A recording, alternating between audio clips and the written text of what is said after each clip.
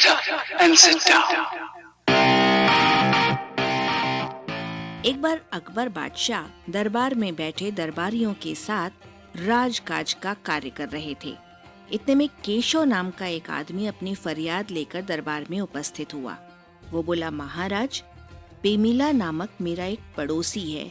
वो मेरे लगाए आम के पेड़ पर अधिकार करना चाहता है। मैं उस पेड़ की 7 सालों से देखरेख कर रहा हूँ। अब आप ही मेरे साथ न्याय करें। इस मामले का निपटारा करने का आदेश बीरबल को मिला। आज्ञा पाकर बीरबल ने दोनों पड़ोसियों को बुलाया और बारी बारी से उनका बयान लिया। केशव ने पूर्व कथनानुसार बीरबल के सम्मुख अपनी बात कह सुनाई। बीरबल ने उसकी बात सुनकर उसे जाने का आदेश दिया। फिर पेमिला को बुलाकर पूछा, क्या वो आम का पेड़ तुम्हारा है? पेमिला ने अत्यंत विनम्रता से उत्तर दिया, हाँ सरकार, वो पेड़ मेरा ही है। 7 साल तक मैंने उसकी खूब देखभाल की और आज जब उसमें फल लगे तो केशव उसे हड़पने की कोशिश कर रहा है। पेमिला की बात सुनकर बीरबल बोले, क्या कोई उस पेड़ की चौकसी भी करता है? मेरी तथा केशव दोनों की राय से एक चौकीदार उसकी देखरेख करता है, पेमिला ने कहा। ये सुनकर बीरबल ने चौकीदार को बुलाया और पेमिला को जाने की आज्ञा देते हुए कहा, इसका फैसला कल किया जाएगा। आज्ञा पाकर पेमिला घर चला गया। बीरबल ने चौकीदार से पूछा, तुम किसकी तरफ से रखवाली करते हो? चौकीदार ने उत्तर दिया, मैं दोनों की तरफ से देखरेख करता हूँ। मुझे ज्यादा दिन भी नहीं हुए हैं, 1-2 महीने से ही यहाँ हूँ, इसलिए मैं ये भी नहीं कह सकता कि पेड़ वास्तव में है किसका। बीरबल ने चौकीदार को वहाँ रहने का हुक्म दिया और स्वयं इस मामले पर विचार करने लगे। शाम को बीरबल ने चौकीदार को बुलाकर कहा, तुम बारी बारी से पेमिला और केशव के घर जाओ और उनसे कहो कि आम के पेड़ के पास हथियार बंद डाकू खड़े हैं और आम तोड़ने के लिए तैयार हैं। फिर चेतावनी देते हुए आगे बोले, मेरी बताई हुई बात से ज्यादा या कम कुछ मत कहना। तुम्हारे पीछे मैं अपने आदमियों को भेज रहा हूँ। उसके बाद बीरबल ने चौकीदार के पीछे पीछे अपने 2 भरोसेमंद नौकरों को भेज दिया और उन्हें समझा दिया, तुम पेमिला और केशव दोनों की बात सुनना और जो कुछ उनके बीच बातचीत हो आकर मुझे बताना। आज्ञा अनुसार दोनों नौकर चौकीदार के पीछे चल दिए। चौकीदार पहले केशव के घर गया। केशव उस समय घर पर नहीं था, इसलिए वो केशव की स्त्री को ही सारा हाल बताकर आ गया। पेमिला भी घर पर नहीं था, इसलिए पेमिला की स्त्री को बीरबल द्वारा कही बात बताकर चौकीदार घर लौट आया। बीरबल ने जिन 2 नौकरों को भेजा था उनमें से एक पेमिला के और दूसरा केशव के घर के पास ही छिपा बैठा था।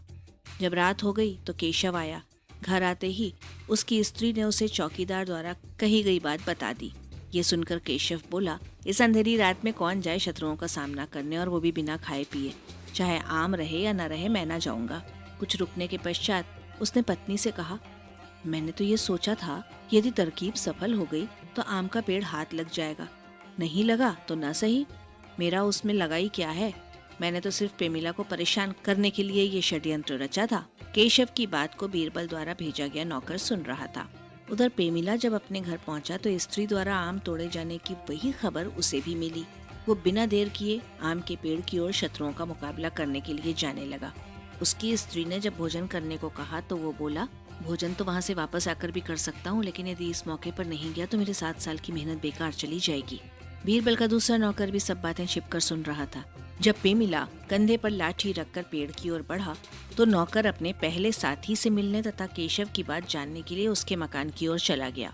बीरबल के नौकरों ने उनके सम्मुख दोनों की बातों को कह सुनाया।